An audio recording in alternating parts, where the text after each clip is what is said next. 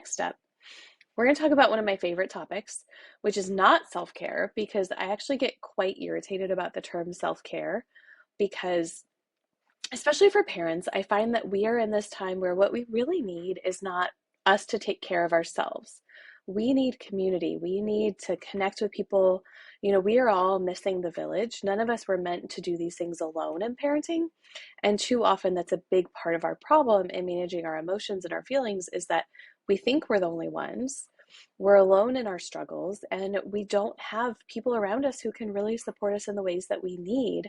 So it can feel really, really stressful. And I think then when people come out and they say, like, oh, you should try some self care and that'll make everything better, I get a little bit frustrated because self care is great.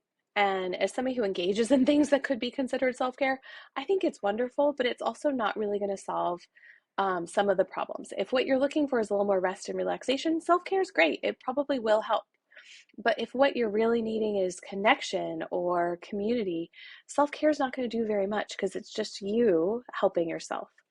So, some additional tools that I consider to be better than self care are self compassion, which we will be doing a self compassion exercise after this. So, stay tuned for that because it's a wonderful practice just to help you get a little more in touch with your common humanity and view things differently.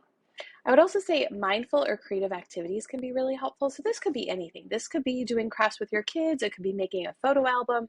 It could be going for a walk and not listening to a podcast or music and just reflecting on nature and being in the moment. It could be anything, but things that incorporate mindfulness or creativity are particularly helpful for people. Along those lines are things that spark joy. So, as Marie Kondo would say, if it sparks joy, this is something that I think you should be pursuing. So, that could be swimming, that could be anything. I really don't have a strong opinion about what, but anything where you feel lit up inside and you feel connected to yourself and a sense of joy, I feel like that is something that would be even better than a massage so that, you can feel reinvigorated and connected to yourself and the things that you really love in this world. Also, reducing feelings of overwhelm can be helpful, as we talked about in the previous video.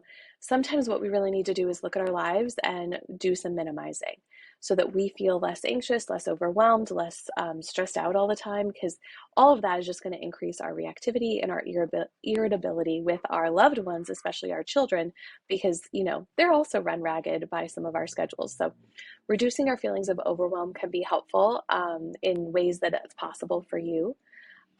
Connecting with other parents. I find that parents are often so busy these days with all of their kids' activities that it can be really hard to connect with each other, either without the kids there or intentionally. Sometimes it's just random, like, oh, we're on the same soccer team. So now you're the parent that I chat with, which is lovely. And I love those connections.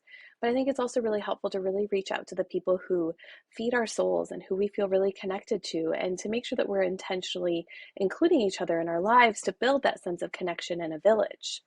And I would always say that therapy is something that can be really helpful just to give you a sounding board and somebody else who can hold space for you and support you as you go through this journey that can feel so isolating and so alone, and can also be so triggering, like we talked about, of our childhoods and all of our expectations and hopes and dreams in the world. And when we had this baby and we had all these ideas about what it would be like, and then it's not like that, a therapist can be really helpful in helping you sort that out and process through what you're feeling so that it doesn't affect your relationship with your child.